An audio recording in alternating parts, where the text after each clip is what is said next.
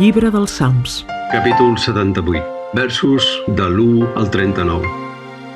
Escolta, poble meu, el meu ensenyament. Posa atenció a les paraules de la meva boca. Obriré la meva boca amb una paràbola. Exposaré enigmes del passat, les coses que hem sentit i hem après.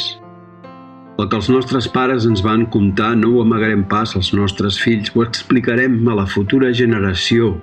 Les glòries del Senyor i el seu poder i els prodigis que ha fet.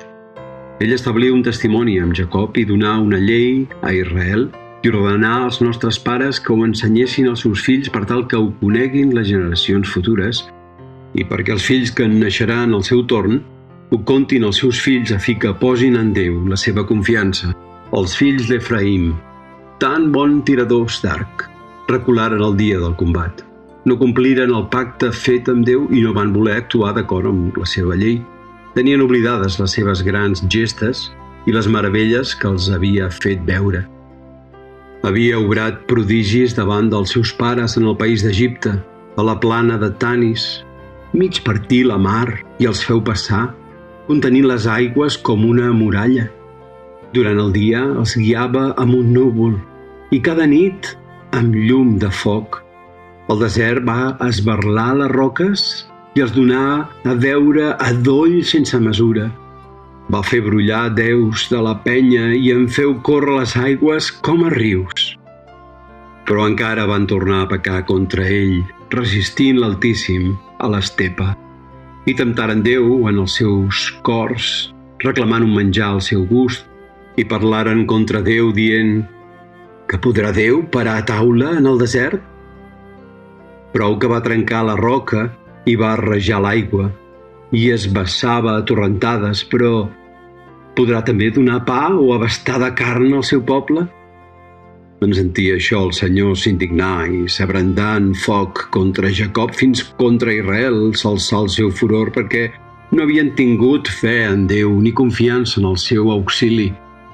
No obstant, va manar els núvols des de dalt i obrint les comportes del cel feu ploure sobre ells el manà per alimentar-se i els donà el blat celestial. Tothom va menjar el pa dels valents. Els n'envià provisió per atipar-se. Remogué en el cel el vent de llevant i en manà amb la seva potència el del migjorn.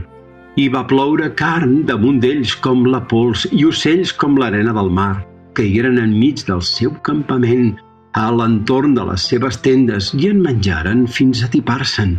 Així els va satisfer el seu desig. No havien desistit del seu rampell, encara tenien el menjar a la boca, quan caigué damunt d'ells el furor de Déu. Feu estralls en els més forts i abaté el jovent d'Israel. Tot i amb això, encara van pecar i no cregueren en els seus prodigis.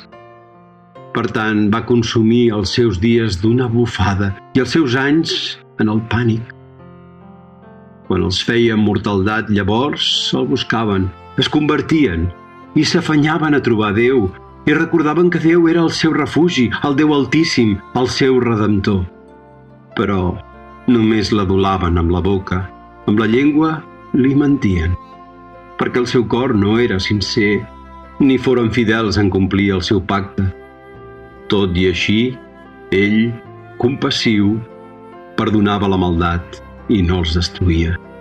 Tot sovint refrenava la seva ira i no deixava esclatar tot el seu enuig, perquè recordava que eren carn, una anhelada que se'n va i no torna.